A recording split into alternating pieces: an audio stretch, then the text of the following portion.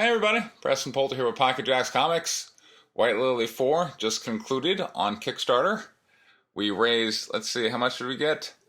$6,292, which is growing.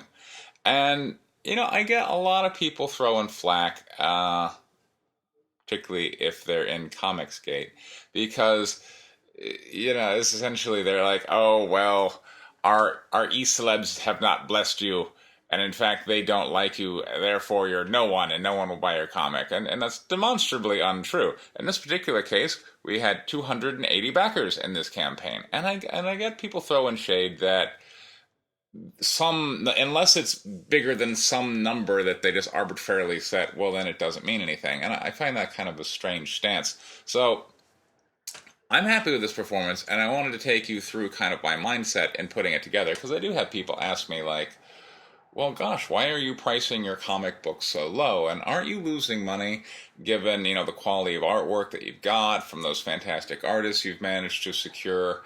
Like you're clearly losing money on your campaigns. And I'm like, yes and no. And I wanted to kind of take you through more or less my business thinking. First off, if we just take a step back and we're not even looking about comics, we're just looking at, establishing a business. A business is kind of a money machine. Well, particularly, one that has been going and established where, you drop in money to pay for the operating expenses, and then it drops out money that have been gained through the business's operation, and ideally that business should make a profit. And if a business isn't making a profit and isn't showing any growth, well, then you might want to consider selling it or closing it or whatnot. And if you are just looking at just establishing, let's say, a dry cleaning business or a restaurant, you should typically be prepared to lose money initially, because you're going to be paying all kind of marketing costs, you're going to be acquiring a customer base, there's going to be all kinds of training expenses to bring all your employees up to speed. There are the growing pains of new business and whatnot. But then once you finally reach positive cash flow, I remember one entrepreneur expressed, happiness is positive cash flow, and that's where we are really trying to get. Because once you get there, then you can, essentially the business is no longer sucking money out of you, and now it's generating money that you can use, and now you can, go off and do even better things, because you don't have, the business is no longer a liability, now it's operating as an asset. So that is kind of the entrepreneurial mindset, is that you understand that you're going to lose money kind of initially, but that you're prepared to kind of chart out and go up. But that's where I'm going to start hitting a break-even point. Now, for me, it's a little difficult to chart exactly where the break-even point is, because I do a lot of comic book shows, and at the comic book shows, I'm able to monetize the books that I also did through crowdfunding. So crowdfunding isn't my only avenue. I also do comic book shows, and the more comics I show up to at a comic book show, the more I'm able to sell. And the more fans I'm able to get, and the more fans I'm able to get, the more they're going to be supporting my crowdfunding efforts, and it's this kind of beautiful synergistic relationship. So just because maybe I lost money on, White Lily 4 when you compare the printing costs and the art costs and all that other stuff, doesn't mean I'm going to lose money on White Lily 4, over the next year. I expect to make a profit on that issue over the next year with all of the shows I'm going to be doing, because it's a very popular issue, and it really moves people, and it motivates people. When I show people White Lily 4, they want to get issues 1, 2, and 3, so it's kind of a marketing expense for people to get the whole series. So that's where saying that I made money or lost money on the production of White Lily 4 is kind of iffy. There's a bit of a question mark, but I did want to just take a moment and just explain kind of a quality-based model for how to grow a business. Now, when I'm talking about quality, I'm talking about some type of quality management system. I mean, Six Sigma is really for, like big organizations. There's no reason an individual should be doing that. And the, ISO 9000, don't even get me started. But, something like TQM, or really just, reading a book on it and just starting to go, well, what if I just oriented my company towards meeting customer expectations? So I've done that. And the customer expectations I want to meet are producing a well-written story that has excellent artwork, that is priced fairly, that is delivered on time, and that there is going to be a new project on the way, because that is something customers worry about. They're like, well, if I buy this issue and I like it, when will the story continue? And I'm able to go, hey, I'm putting out a book a quarter, and people like that. So those are the consumer expectations I'm here to meet. And there are other times consumers come to me and go, well, I don't like what you said on Twitter. And I'm like, look, this is what I'm willing to do for my customers. This other thing of being this e-celeb that says the things you want to say, I'm not willing to do that for my customers. So I feel my agreement and stance are very clear in regards to what I'm willing to do and what I'm not willing to do. And, I find that very elegant. Other people scoff and wonder why I'm not doing what they think I should be doing, but, whatever. I don't want to get into that. So let's just trace out some numbers for what's happened in the past and kind of extrapolate it forward in the future. So, White Lily 1, which I did way back in 2017, initially brought in, 103 backers.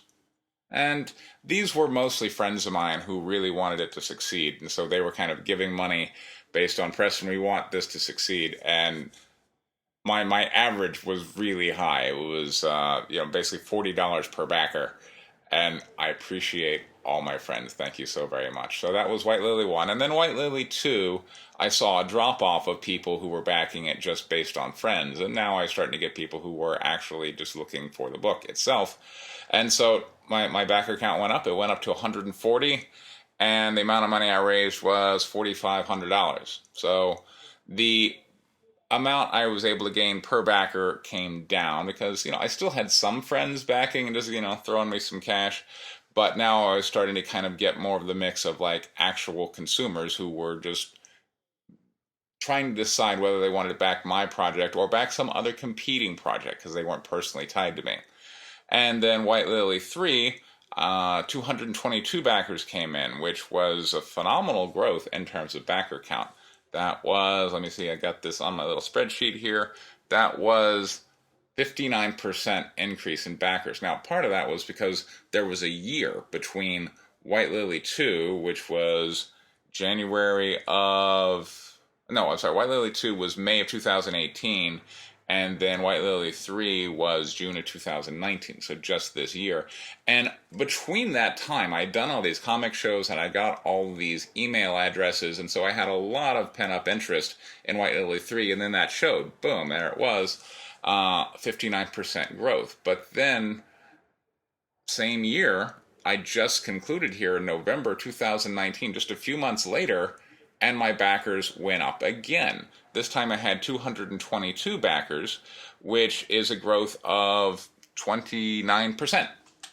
So, based on that, let's go ahead and make some assumptions and kind of put together what the quality-based model would be going forward. So, I'm just going to say if I run a project a quarter and I keep going out there and do comic book shows like I'm doing Austin this weekend and then Las Vegas next weekend, we're coming into the holiday season and that's where the shows kind of dry up.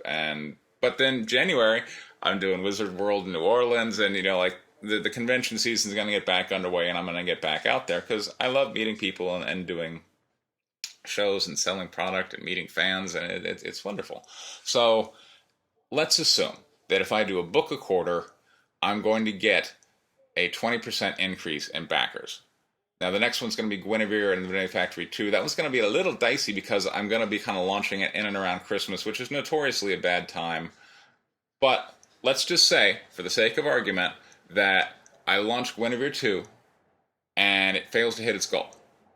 Is that the end of the world? No. That just means you launch it again in January, February, and you will have picked up some more contacts who showed interest in the project during the Christmas season or whatnot, and they'll come back. So you're still going to get your, let's just ballpark it at 20% growth, despite the fact each campaign has actually grown more than 20% in terms of backers. Let's just say 20% growth. But let's assume that Guinevere 2 does hit during the holiday season, because part of my marketing is that they're going to be getting White Lily 4. So they're already going to be getting their book. They know, I can trust this guy. He delivers. They're able to look through the book and go, oh my gosh, this is so pretty. I love the story. What can I do to get more of this? And I'm like, well, here's Guinevere 2. So that's kind of why I want to do this a book a quarter, because I want people to get the book and then back the next project. So I believe 20% at a minimum is a realistic expectation for my backer count going forward. And More or less, if you want to look at an average per backer, $25 is pretty good. On White Lily issue 3 on Kickstarter, it was like $22, but then in the pre-order store, I had people, buying add-ons and whatnot, which brought it up to $26. So let's just ballpark it at 25. So if we say I'm going to get $25 a backer, and I'm going to run a project a quarter, and I'm going to get a 20% increase in backer numbers, then that means, all right, so let's go say future project 1 here. I should expect 336 backers next time, and I should raise $8,400. And then the next project, I should get 403 backers, and I'll raise $10,000. And then the next project after that. So essentially, we're now looking 3 quarters down. Or let's say I have a setback and the numbers aren't quite as good, and you want to be even more conservative. Let's say I'm looking a year from now. A year from now, I should be able to crowdfund and hit 484 backers to raise $12,000. At that point, all the artwork and printing costs for the comic book will be paid for, and now I'm going out and doing shows essentially with a free product that looks amazing. And now I'm in a great position to negotiate with distributors to put this in a local comic book store. And keep in mind, part of the reason why I price my books as they do, only $5, if you backed White Lily issue 4 and you wanted issues 1, 2, and 3, you can just pick up the whole bundle for $23, shipping included. That's a good deal. But it's also a comparable deal to what you could expect if you go into a local comic book store. And so I've already kind of got my eye on that. I'm already talking with some people about that. So there's no reason to expect that the local comic book stores won't also be throwing me some money, although I was having a conversation with Billy Tucci over the weekend, and he's like, I'm even wondering if Diamond Distribution is kind of worth it, because there are so many hassles to go through for what may end up being not all that much after marketing costs and expenses and whatnot. But that's its own kind of separate discussion, and I'll cross that bridge when I get to it. But just focusing in on the crowdfunding model, there's no reason to think that these results aren't going to continue in the future, and that this is very exciting, and that hitting the point of turning the corner on positive cash flow, just in terms of crowdfunding, is a year away or less. And I'm excited about that. So that's where I'm very confident, and I love what I'm doing, and I'm not going to be dissuaded by other people saying, well, nobody buys your book, which is demonstrably untrue. So I wanted to kind of sit and provide for other people who are interested in how to do it, kind of this quality focused model. I understand I have the luxury of doing this because I have enough money to throw at the project. But again, if you come into it with an entrepreneurial mindset, if you want to establish a new business, you have to be prepared to throw money at it and expect to lose money for a while until it turns the corner.